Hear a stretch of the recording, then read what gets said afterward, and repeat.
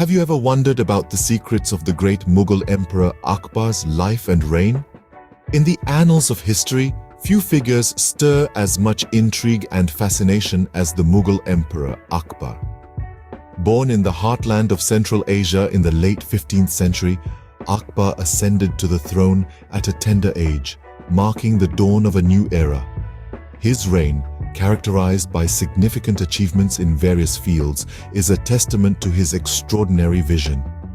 With a keen interest in arts and architecture, Akbar transformed the aesthetic landscape of his empire, leaving an indelible mark on the world. But beyond the public facade, who really was Akbar? A warrior, a statesman, a patron of arts, a husband, a father?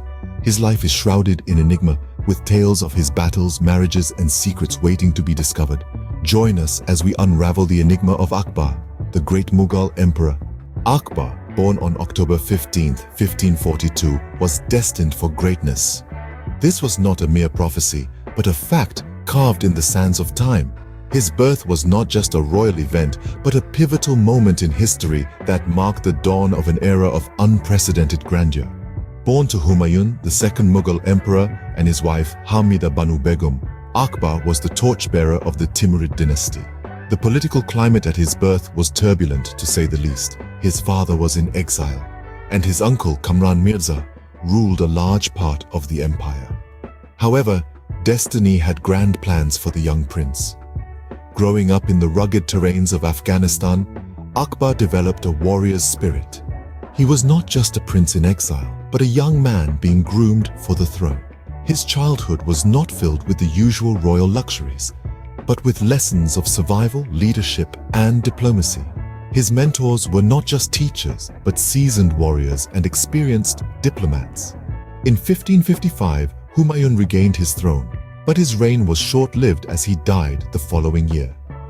This sudden turn of events thrust the 13-year-old Akbar into a whirlwind of power and responsibility. The young prince was crowned emperor, and the weight of an empire rested on his tender shoulders. However, Akbar was no ordinary teenager. Despite his youth, he showed an uncanny knack for leadership and an unyielding spirit. With the guidance of his regent, Bayram Khan, he began his rule by consolidating his power, restoring order, and setting the stage for a golden era. His ascension to the throne was not just a shift in power, but a transformation of a prince into an emperor, a boy into a man, and a pupil into a leader. His reign was not just about ruling an empire, but about shaping a civilization, fostering unity, and promoting prosperity. Thus began the reign of Emperor Akbar, a reign that would change the course of Indian history. Akbar's reign was marked by a series of victories and achievements that solidified his place in history. As the third emperor of the Mughal dynasty, Akbar's reign was a tapestry woven with threads of triumph, tolerance, and transformation. His rule was not merely about the expansion of an empire, but the evolution of a civilization, the progression of a society. Perhaps the most significant hallmark of Akbar's reign was his conquests. Under his rule, the Mughal Empire expanded beyond the confines of the Indian subcontinent, reaching into the heartlands of Central Asia. With each victory, each new territory absorbed, Akbar not only expanded his empire, but also his vision of a multicultural society. But Akbar's victories on the battlefield were mirrored by his victories in the field of governance. He established a centralized system of administration, a feat that was a testament to his astute understanding of politics and power. This system was not merely about control, but about creating an equitable and efficient framework of governance that served the people and the empire. Yet, at the heart of Akbar's reign was his policy of religious tolerance. In an era marked by religious strife and conflict, Akbar's rule was a beacon of hope and harmony. His Din-e-Ilahi, or religion of God, was a syncretic faith that encouraged tolerance and acceptance of all religions. It was not just a testament to Akbar's broad-mindedness, but also his deep understanding of the diverse cultural fabric of his empire. Akbar's reign was also marked by his patronage of arts and culture. He fostered an environment that encouraged creativity and innovation, nurturing talent and promoting artistic expression. His court was a melting pot of creativity, a testament to the rich cultural milieu of his reign. Akbar's reign was not just about victories and expansion, but also about fostering a culture of tolerance and innovation. His rule was a symphony of progress and prosperity, a testament to the great emperor's vision of a society where diversity was celebrated and progress was encouraged. His legacy continues to inspire and instruct, a timeless testament to the power of tolerance, understanding, and vision.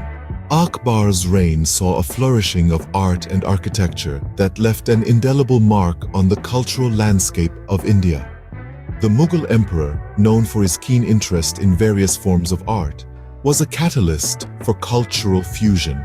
His court was a melting pot of artists, scholars, and craftsmen from all over the world, each contributing to the rich tapestry of Mughal culture.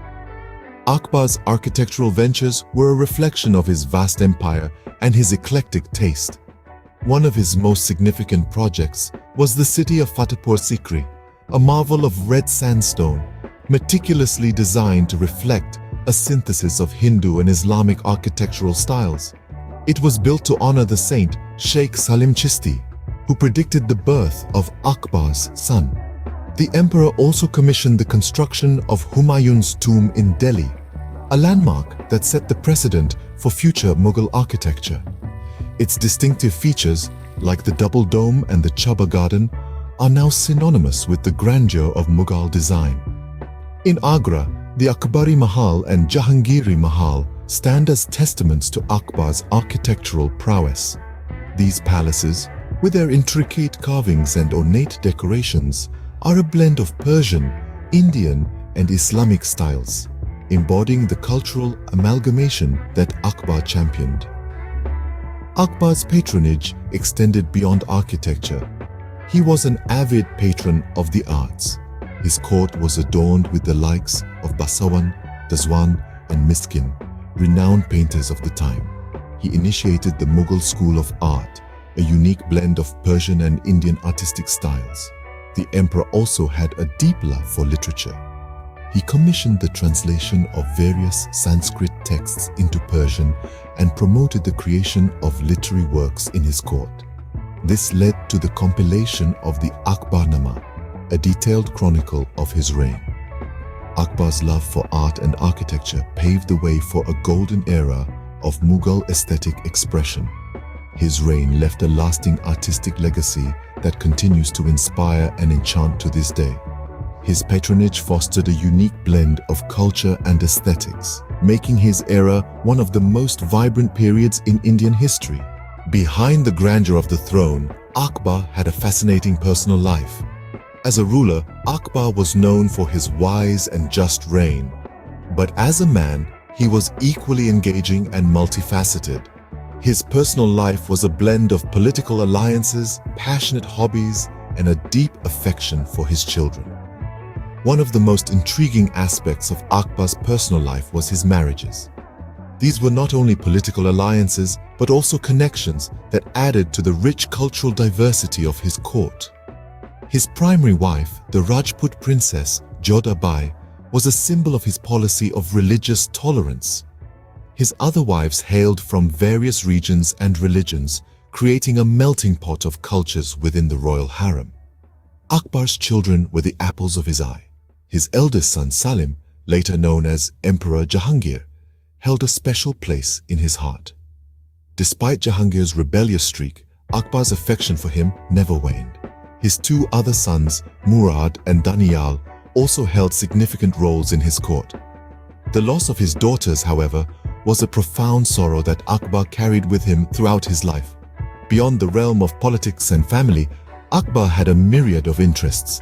He was an avid patron of the arts, but his personal hobbies were just as diverse. From chess to hunting, Akbar's leisure activities were a reflection of his dynamic personality.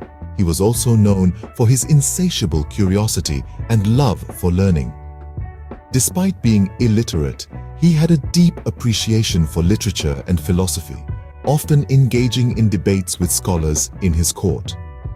Akbar's personal life was not just about power and politics. It was a testament to his multifaceted personality and his ability to balance his roles as a ruler, a husband, a father, and an individual with diverse interests. These facets of his life added another layer to the persona of Emperor Akbar, making him not just a great ruler, but also an intriguing individual. All good things must come to an end, and so did the reign of Akbar. As the twilight years of his rule descended, his health progressively deteriorated, signaling the end of an era. Akbar passed away in the autumn of the year 1605, leaving a void that was hard to fill. But as they say, people die but legacies live on, and Akbar's legacy was no different. His rule marked a period of political stability, economic prosperity, and cultural efflorescence. The institutions he established, the policies he implemented, the art and architecture he patronized, all stand as testament to his visionary leadership. His reign was not just about power and conquest, but also about creating a diverse, inclusive society. His belief in religious tolerance and his attempts at synthesizing the best elements of different faiths into a universal religion show his progressive mindset. Thus, the curtain fell on the life of Akbar, a life that shaped the destiny of an empire and left an indelible mark on history.